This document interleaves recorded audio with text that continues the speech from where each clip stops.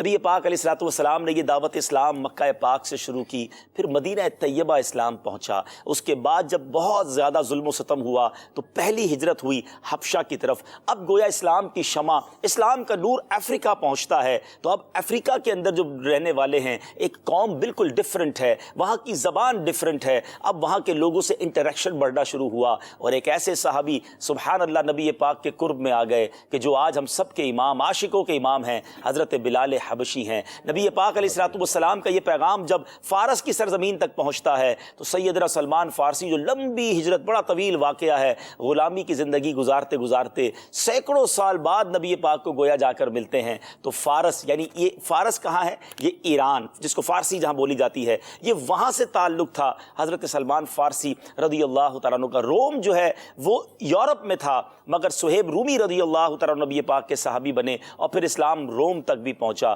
یعنی نبی پاک کی جو ابتدائی دور کو دیکھیں تو پیارے آقا کے پاس مختلف بولیاں بولنے والے صحابہ، مختلف رنگ و نسل والے صحابہ، اور کیا خوبصورت تعلیم ہے کہ حبشہ کے غلام ہیں۔ حضرت بلال حبشی غریب بھی بہت تھے، افریقن بھی تھے، اور عرب کے لوگوں کو ویسے ہی اپنی زبان اور فصاحت اور بلاغت اور اپنے خاندان پر بڑا ناز تھا، مگر اسلام نے یہ سارے فرق کو مٹا دیا، اور تاریخ نے دیکھا کہ خلیفۃ المسلمین امیر المومنین حضرت عمر فاروق رضی اللہ تعالیٰ عنہ بھی بلال حبشی رضی اللہ تعالیٰ عنہ کو سیدنا بلال کہہ کے پکارا کرتے۔ یہ رنگ و نسل ضرور ہماری شناخت ہے، ہمیں اپنی رنگ و نسل کی شناخت میں کوئی پرابلم نہیں ہونی چاہیے، لیکن کسی اور کی رنگ و نسل کو برا بھی نہیں کہنا چاہیے۔ اسلام تعصب کا درس نہیں دیتا، محبت و پیار کا درس دیتا ہے۔ آج ہم نے قرآن کی آیات اور پیارے آقا کی حدیث اور نبی پاک کے انداز سے یہ سیکھنا ہے کہ کوئی کسی بھی قوم کا کیوں نہ ہو، مسلمان ہے تو ہمارا بھائی ہے، اس کا درد ہمارا درد ہے، اس کی خوشی میں ہمیں خوش ہونا ہے، اس کی ترقی میں ہمیں انجوائے کرنا ہے، ہمیں کوئی پرابلم نہیں ہونی چاہیے۔